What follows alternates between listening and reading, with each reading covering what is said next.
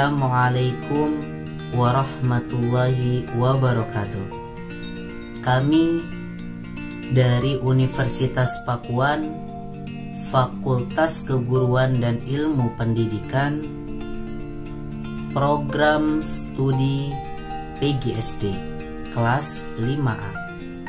Kami akan menjelaskan mengenai materi siklus air. Kami akan membuat sebuah media untuk alat dan bahannya sebagai berikut.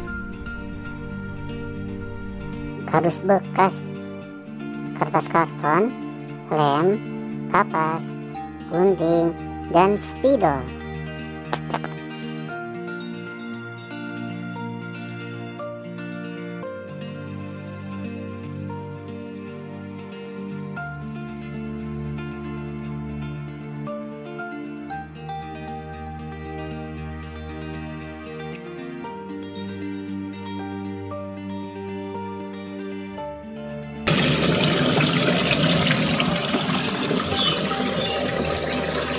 Manusia selalu membutuhkan air dalam kehidupan sehari-harinya, antara lain kehidupan berumah tangga, kehidupan pertanian, kehidupan industri, dan PLTA. Kita bersyukur karena air selalu ada di muka bumi.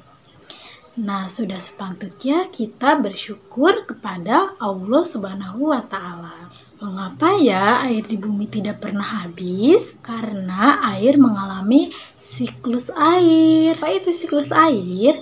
Siklus air adalah proses sirkulasi atau perputaran air secara terus-menerus dari bumi ke atmosfer dan kembali lagi ke bumi. Siklus air ini terjadi melalui proses penguapan, pengendapan, dan pengembunan. Nah, siklus air diawali dengan proses evaporasi.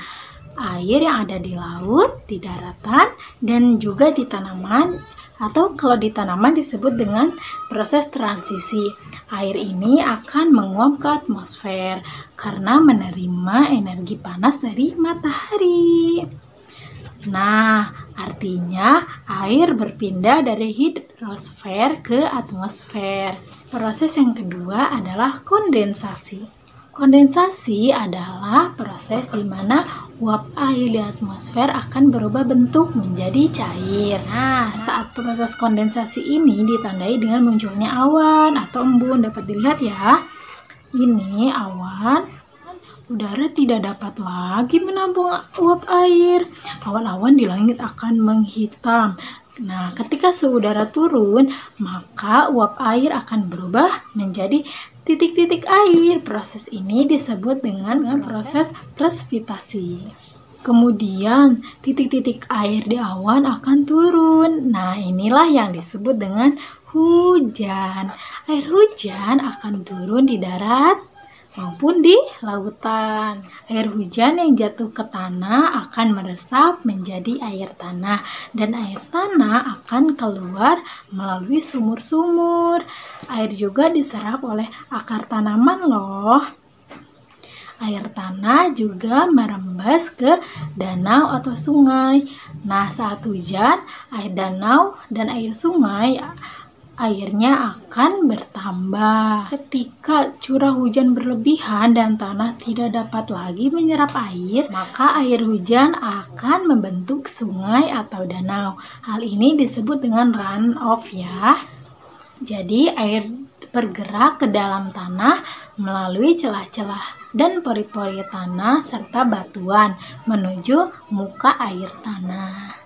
Proses perjalanan air di daratan itu terjadi dalam komponen siklus hidrologi yang membentuk sistem daerah aliran sungai atau disebut dengan DAS.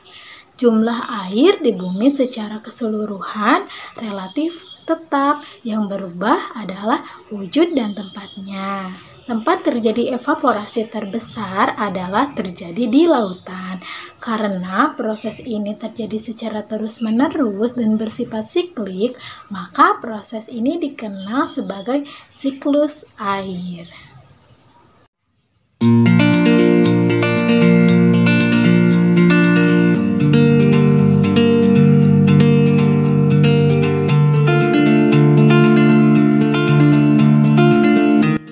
Marilah kita lestarikan air bersih sebagaimana kita menggunakannya dalam kehidupan sehari-hari. Dengan cara tidak membuang sampah sembarangan. Mulailah perubahan dari diri sendiri.